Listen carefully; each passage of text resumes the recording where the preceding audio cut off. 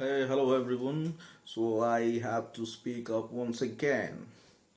So this time I'll be talking about Mr. Amog Leela Prabhu straight from ISKCON Temple, who recently made a critical commentary as well as mockery and fun on several speeches of Swami Vivekananda and Thakur Sri Ramakrishna Paramahansa Dev, who are regarded as one of the greatest saints of Indian culture and in the history of mankind. So, you might be thinking, why am I speaking in English? So, the reason is most of his followers look down upon Bengalis. So, they think that Bengalis are not so smart and not so educated and all that. In some of his video that I had seen earlier, he made some funny remarks on Bengali culture. And in this video, I'll not be speaking in Bengali because several videos have been made on this topic on Bengali, and several content creators have already spoken about it, made fun about it, and lashed him.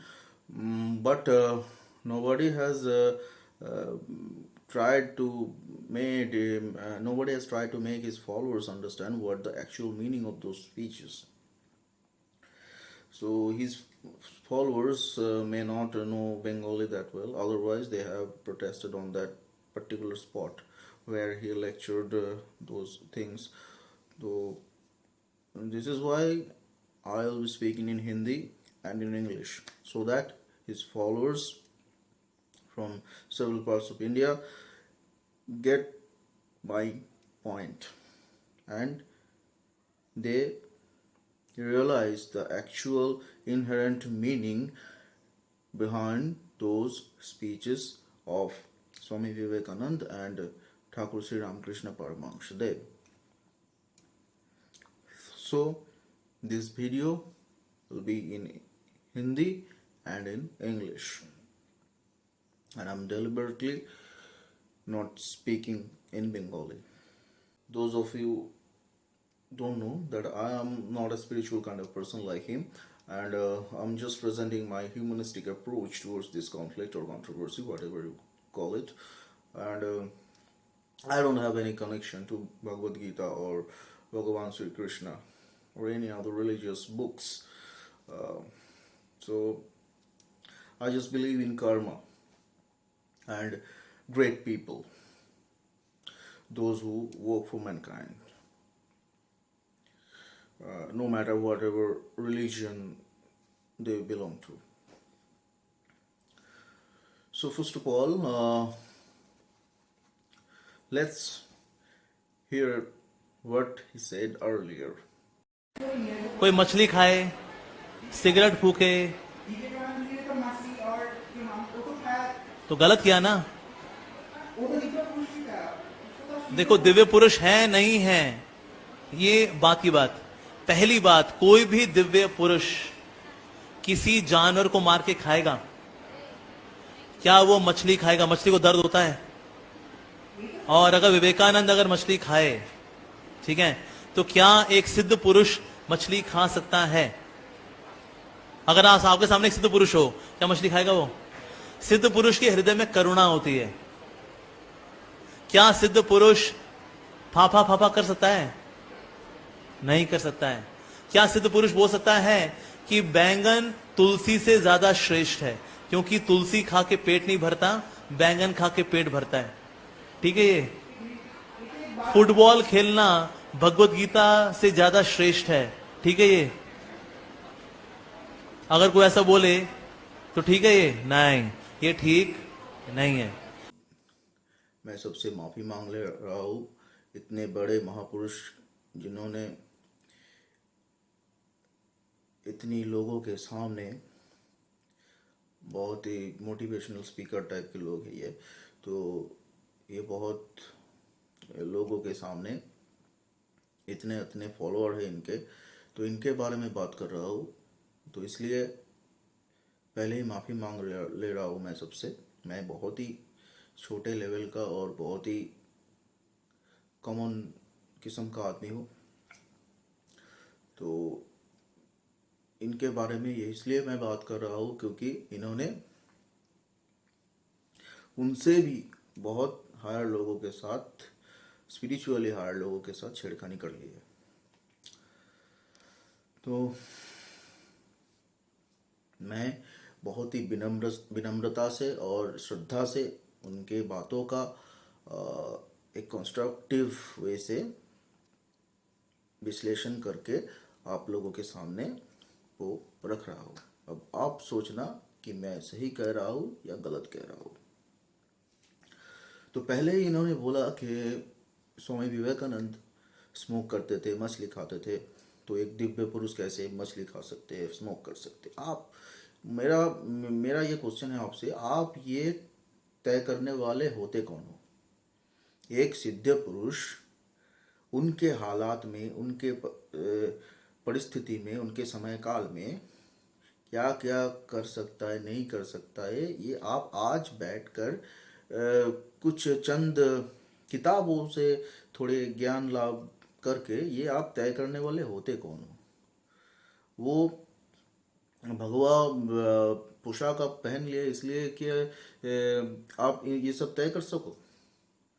एक दिव्य पुरुष और सिद्ध पुरुष कभी अगर मछली खाए तो उसमें क्या दुविधा है? आप कह रहे हैं कि मछली को दर्द नहीं होता। आप बताइए, आपके हाथ में, आपके फेस में मच्छर बैठा है बहुत देर से, तो आप तो मच्छर का भी तो प्राण है ना। तो आप मच्छर को नहीं मारेंगे? मच्छर को वो मारेंगे तो उसको उसको भी तो दर्द होगा। मच्छर का भी तो एक फैमिली है। वो शायद वो आपको जो ब्लड वो आपके चेहरे से, आपके स्किन से ले रहा है, उससे वो बच्चे पैदा करेगी। तो आप क्यों मार रहे हैं उस मच्छर को? आप क्यों मार रहे हैं? आप तो दिव्य पुरुष है, सिद्ध पुरुष है, मच्छर को क्यों मार रहे हैं? उसको भी तो दर्द होता है ना मारने से। अगर वो दिव्य पुरुष और सिद्ध पुरुष मछली खा रहे हैं तो ये सोचिए कि वो मछली बेचकर भी कोई अपना जो घरबार चला रहा है, वो मछली बेचकर कोई अपने संसार को पालन कर रहा है। अपने अपने बेटी की पढ़ाई का, अपने बेटे के पढ़ाई का, अपनी पत्नी के शौक सारे पूरे कर रहे हैं एक मछली बेचकर एक इंसान। तो अगर हर लोग अपने आप को सिद्ध पुरुष समझकर मछली खाना छोड़ दे, मांस खाना छोड़ दे, तो ये लोग सारे कहाँ जाएंगे? आपके वहाँ धरने पर जाएंगे? आपके लेक्चर सुनने जाएंगे वो लोग? हाँ, ये बात हमको बताइए आप। कितने लोगों का घर चलता है, पेट चलता है इससे, आपको पता है? वह बैठकर बोलना, बातें घुमा फिरा कर बोलना बहुत आसान है। कभी फील्ड पे आकर देखिए, वो जो लोग वो साइकिल लेकर मछली बेचते हैं ना कॉलोनी में, उन लोगों से पूछिए, वो लोग सिद्ध पुरुष है क्योंकि वो परिश्रम कर रहे हैं। एक जगह बैठकर, सामने मैकबुक रखकर, हाथ में महंगी वॉच पहनकर, गाड़ियों में शहर इधर उधर घूमकर आप लोग बड़े बड़े बातें करते हैं कुछ किताबों के हिसाब से। और आप लोग सोचते हैं कि आपका जो डेफिनेशन है दिव्य पुरुष या सिद्ध पुरुष का, हर लोग उसी में फिट करना चाहिए, वरना वो दिव्य पुरुष या सिद्ध पुरुष नहीं हो सकते। तो आप ये डिसाइड करने वाला होते कौन है? आप लोगों को ये राइट किसने दिया है? आप लोगों का ऑथोराइजेशन क्या है ये डिसाइड करने का? ये मुझे बताइए। स्मोक कर ले अगर एक आदमी, अगर एक फार्मर, सोचिए एक फार्मर पूरा दिन तप कर वो फसल फला रहा है, हाँ, उसका बनाया हुआ फसल से चावल होकर, तो वो चावल, आप शाकाहारी है, वो चावल तो आप खाते हैं, शाकाहारी है, चावल आप खाते ही होंगे, तो वो चावल आप खा रहे हैं। अगर वो फार्मर पूरे दिन भर रोज धूप में तप कर अगर वो फसल फैलाया है और घर आने के बाद अगर वो थोड़ा बीड़ी पिए, तो उसमें आपको क्या दिक्कत है? स्वामी विवेकानंद भी स्ट्रेस में थे, उनका भी हालात कुछ ठीक नहीं थे, तो स्ट्रेस में आकर उन्होंने भी शायद कभी कभी स्मोकिंग कर भी लिए। उन्होंने स्वीकार भी किया है कि हमने की थी, मैं छोड़ना चाहता हूँ। ठीक है, वो छोड़ना चाहते थे। हर कोई इंसान जो स्मोक करता है वो छोड़ना चाहता है, छोड़ नहीं पाता, ये अलग बात है, लेकिन उनको पता होता है कि ये गलत चीज़ है, शरीर को हानि पहुंचाती है, तो ये छोड़ना चाहते हैं वो लोग। लेकिन आप लोग वो डिसाइड करने वाले होते कौन हो कि वो इसकी वजह से, सिगरेट पीने की वजह से, या फिर अल्कोहल पीने की वजह से, या फिर नॉन वेजिटेरियन खाने की वजह से वो लोग सिद्ध पुरुष नहीं हो सकते।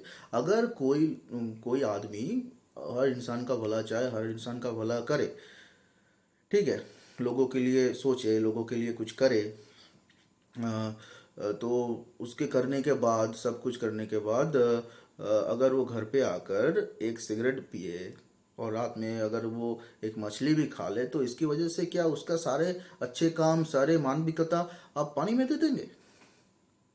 हाँ, मेरे ख्याल से तो वो सिद्ध पुरुष है एक्चुअली, क्योंकि वो जो नीचे के लेवल के लोग हैं ना हमारे सोसाइटी के, उनसे ज़्यादा जुड़े होते हैं, तो वो सिद्ध पुरुष है।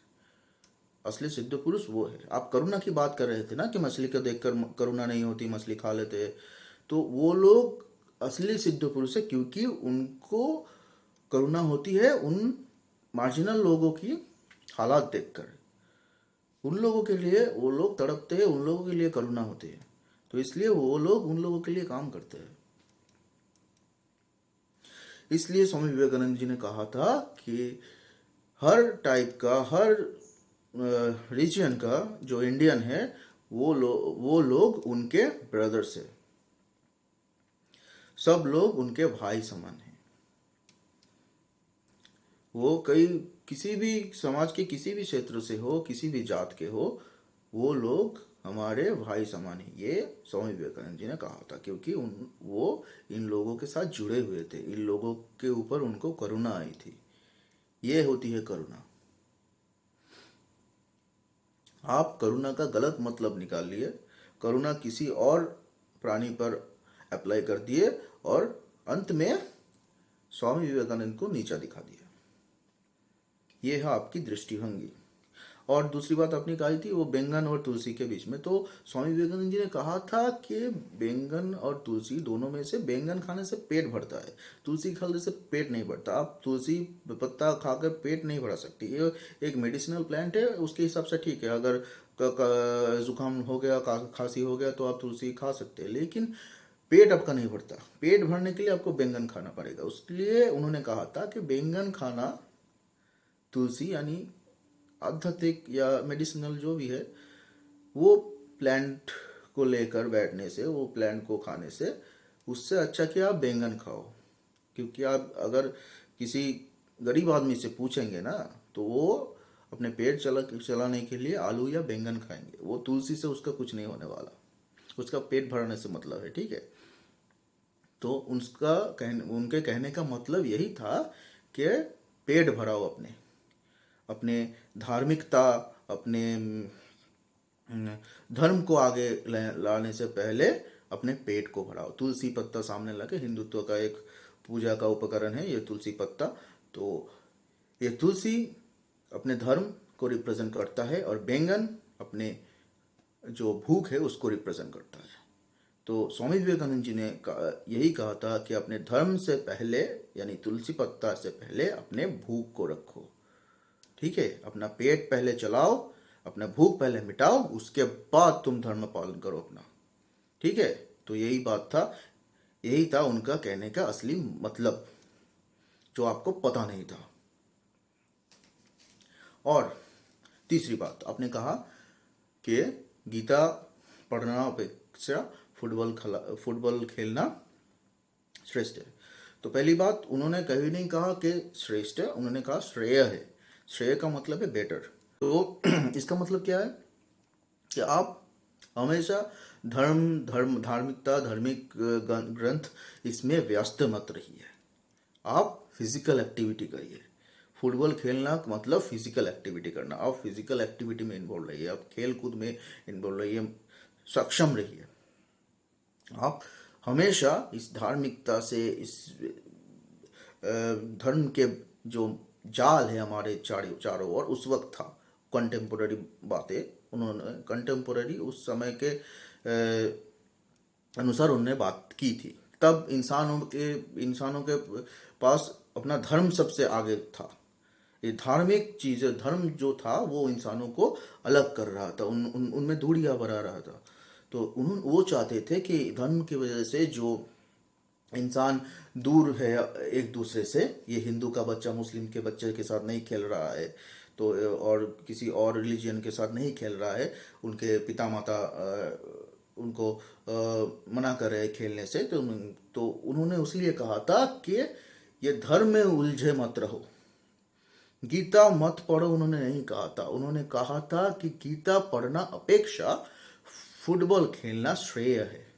इसकी मतलब है कि आप धर्म पालन से पहले अपने शरीर पे ध्यान दें, अपनी शारीरिक सक्षमता पे ध्यान दें, खेलकूद में ध्यान दें। खेलकूद से ही आपका जो सोशल जो कनेक्शन है, सोशल जो बॉन्डिंग है वो स्ट्रांग होता है। कई अलग अलग रिलीजन के लोग एक खेल कूद के मैदान में ही एक साथ होकर हमारे देश का सार्वभौमत्व और संहति को रिप्रेजेंट करता है। तो यही बात तब आज से कई 100 साल पहले उन्होंने कहा था कि धर्म में उलझे मत रहो, फुटबॉल खेलो इससे अच्छा। तो ये बात आपने गलत तरीके से अपने वक्त को, अपने फॉलोअर्स को सुनाया और स्वामी विवेकानंद को छोटा किया, खुद को एक बहुत फनी और एक बहुत उनसे सुपीरियर एक स्पिरिचुअल स्पीकर प्रेजेंट करने की फिराक में। और क्या क्या बताया आपने, सुनता हूँ, उसके बाद बोलता हूँ मैं। तत्वपथ। कोई बोले अच्छा अगर मेरे को पहुंचना है ऑस्ट्रेलिया तो कैसे पहुंचेंगे? तो यतोमत तत्वपथ, जिस रास्ते से निकलना है निकल जाओ। सब रास्ते ऑस्ट्रेलिया जाते हैं। वो निकल गया, एक अंटार्कटिका निकल गया, वो पहुंच गया, अलास्का पहुंच गया, वो पहुंचेगा ऑस्ट्रेलिया? नहीं, सारे रास्ते ऑस्ट्रेलिया नहीं जाते। मेरे को यहां से मायापुर जाना है, कहता सब रास्ते गंगा नदी की इसका निकल जाओ तो भी मायापुर, इस तरफ निकल जाओ तो भी मायापुर, उस तरफ निकल जाओ मायापुर, यहां निकल जाओ मायापुर, ऊपर निकल जाओ मायापुर, नीचे निकल जाओ मायापुर, सब रास्ते मायापुर जाते हैं। जोतो मौत तो पौत। ये तो लॉजिकली भी सेंस नहीं बनाता ना। आप जीपीएस में डालो तो क्या सारे रास्ते जा रहे होते वहां पर? नहीं, बीच में जीपीएस कहता है भाई रास्ता गुम हो गया, भाई तू पागल हो गया तू। सब रास्ते एक और नहीं जाते। और एक और बता रहे, गीता में भगवान बता रहे हैं कि जो देवताओं की पूजा करते हैं वो देवताओं के पास जाते हैं, जो पितरों की पूजा करते हैं वो पितरों के पास जाते हैं, जो भूतों की पूजा करते हैं वो भूतों के पास जाते हैं, और जो मेरी पूजा करते हैं वो मेरे पास आते हैं। और चैप्टर 9 वर्स 23 में भगवान क्या बोल रहे हैं? भगवान बोलते हैं कि जो देवी देवताओं की पूजा करते हैं, भगवान क्या बोल रहे हैं? याप्य अन्य देवता भक्ता यजंते श्रद्धान्विता तेपी माम एव कौन्तेय यजंती अविधि पूर्वकम। जिसकी ट्रांसलेशन क्या है? Those who are devotees of other gods, यानी देवी देवताओं के भक्त हैं, and who worship them with faith, यानी जो उनकी पूजा करते हैं, वो वास्तव में मेरी ही पूजा कर रहे हैं। बोलेगा अरे वाह, हो गया ना, यतोमत ततोपत, हो गया ना। लेकिन आखिरी लाइन क्या है? भगवान क्या बोल रहे हैं? आखिरी लाइन भगवान बताते हैं यजंती अविधि पूर्वकम, लेकिन वो मेरी गलत तरह से पूजा कर रहे हैं। ये विधि पूर्वक नहीं है, यजंती अविधि पूर्वकम। किसमें लिखा? भगवद गीता में। अब किसको मानेंगे? जोतो मौत तो पौत, या भगवद गीता को मानेंगे? हम किसको मानेंगे? विवेकानंद को मानेंगे या भगवान कृष्ण को मानेंगे? भगवान कृष्ण को मानेंगे। तो उनकी कुछ बातें जो ठीक नहीं है वो ठीक नहीं है। और ये चौथी बात जो आपने जोतो मौत तो पौत जिस तरह से आपने बोला था, तो जिस तरह से आपने बोला तो सच में बहुत ही गुस्सा आया मुझको कि आप जैसे मोटिवेशनल स्पीकर, खुद को जो मोटिवेशनल स्पीकर कहते हैं और धार्मिक कहते हैं, तो वो कैसे इतने घृण्य तरीके से कैसे एक महापुरुष के बातों को भक्तों के सामने बोल सकता है पब्लिकली। ये बहुत ही निंदनीय है। पहली बात, आपको तो बंगाली बिल्कुल भी नहीं आती, एकदम आप बंगाली नहीं समझते। बंगाली में आप एक वो बैंगन बोले ना, बैंगन की तरह है आप बंगाली में, ठीक है। आपको बंगाली जरा सी भी समझ में नहीं आई, तो इसलिए आपने वो बात का मतलब ही गलत निकाल लिया।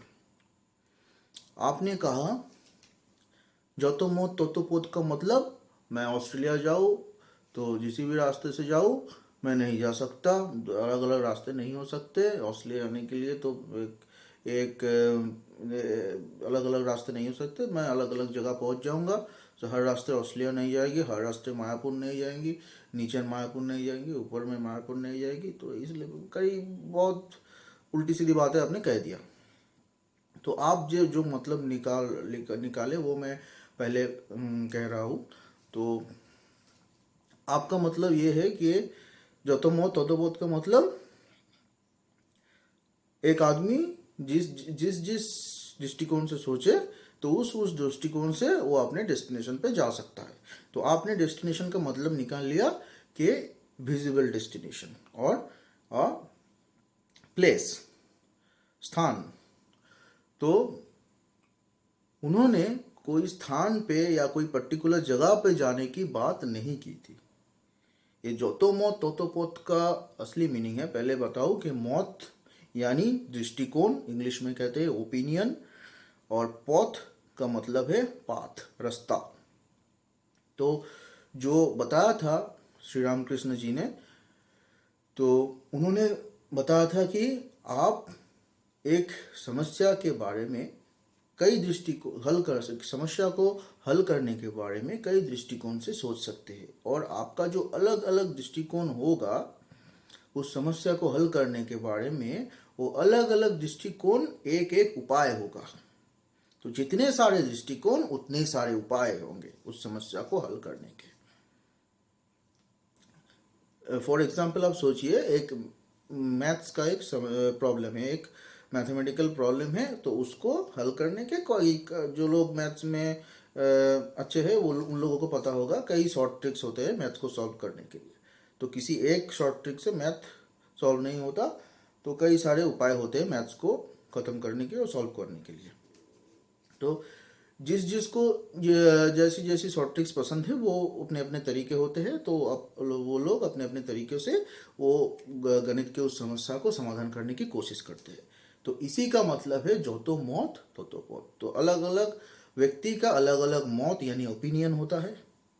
तो उन ओपिनियन के आधार पर, उनके दृष्टिकोण के आधार पर वो उस समस्या को हल करने की कोशिश करते हैं। और जितने ओपिनियन होते हैं, सोचिए कि 5 लोग एक समस्या को समाधान कर रहे हैं, तो पांचों के इंडिविजुअली अलग अलग दृष्टिकोण हैं। तो समस्या का समाधान 5 लोगों ने किया और अपने अपने दृष्टिकोण से किया, और ये दृष्टिकोण अलग अलग है एक दूसरे से। तो इसका मतलब ये हुआ कि वो समस्या का 5 समाधान निकला। क्यों? क्योंकि 5 लोग थे, 5 दृष्टिकोण थे। तो इसलिए उन्होंने कहा कि जो तो मौत तो पोत, जितनी ओपिनियंस, जितनी दृष्टिकोण, उतनी सारे समस्या का हल करने के उपाय। 5 उपाय उस समस्या का समाधान करने के लिए, क्योंकि लोग 5 थे और दृष्टिकोण भी उनके अलग अलग 5 थे। तो ये था जो तो मौत तो पोत का असली वर्णन, असली अर्थ, जिनको इस अमोघ लीला प्रभु ने मिस इंटरप्रेट किया और अपने भक्तों को गलत तरीके से समझाया, और खुद को एक फनी स्पीकर के दृष्टिकोण से देखा, और खुद को एक बहुत ही फनी स्पीकर रिप्रेजेंट करने की कोशिश की, जो ये हर बार करते हैं। ठीक है। सो बात यही है कि अल्टीमेटली, और एक बात मैं बताना भूल गया, इन्होंने बताया कि श्री कृष्ण ने अलग अलग पूजा पाठ के तरीकों से बताया कि उनको पूजा करने के लिए एक ही मार्ग है, एक ही तरीका है, और अलग अलग तरीक़ों से पूजा करने से उनके पूजा नहीं होती, प्रॉपर तरीके से करना होता है। तो उसे अलग अलग पूजा, जोतोमौत, इसमें जोतोमौत उन्होंने घुसा दिया कि जोतोमौत अलग अलग तरीके से पूजा, इन सब तरीक़ों से पूजा करके से कोई श्री कृष्ण को संतुष्ट नहीं कर सकता, किसी एक तरीके से ही उनका पूजा सही तरीके से होगा। तो इन्होंने क्या किया, इन्होंने ये श्री कृष्ण के पूजा में घुसा दिया। ये प्रैक्टिकल और वास्तविकता से भरा हुआ ये स्पीच जो प्रैक्टिकलिटी पे बेस्ड था, वास्तविकता पे बेस्ड था, तो उसको उन्होंने धार्मिकता से जुड़ दिया। तो इसके धार्मिकता से जुड़ने से ये बात का जो असली मतलब वो गलत तरीकों से भक्तों के दिमाग में घुस गया। तो आप सबसे यही विनम्र निवेदन है मेरा कि आप इन जो स्पीचेस है, ये महान महापुरुषों का जो स्पीचेस है, इनका सही मतलब आप समझे। मैं खुद एक बंगाली हूँ, तो बंगाली होने के नाते मेरा ये कर्तव्य है आपको सही तरीके से आपके भाषा में समझाना। इसलिए मैंने ये हिंदी में बताया आप लोगों को, ताकि आप सबको इसका असली अर्थ समझ में आए और इन जैसे लोगों से आप थोड़ा सतर्क रहे भविष्य में। तो ये आपके लिए बेहतर होगा। धन्यवाद। तो आखिर में आप सबसे मैं कुछ अपने लिखे हुए चंद लाइनें कहना चाहता हूँ, तो सुनिए। बच के रहना इन लोगों से जो भगवा पोशाक पहनकर घुमा फिरा कर बातें करते हैं, रात को दिन और दिन को रातें करते हैं। एक बात हमेशा याद रखना कि एक आम पुरुष को महापुरुष सिर्फ हालातें करते हैं। सिद्ध पुरुष वो नहीं है जो संसार छोड़कर भक्तों का मन बहलाते हैं किताबों में लिखी कुछ बातों से। असली सिद्ध पुरुष तो वो होते हैं जो संसार में रहकर हर दिन लड़ते हैं हालातों से। Thank you for listening. सब अपना ख्याल रखिए और इन लोगों से बच के रहिए। खुदा हाफिज।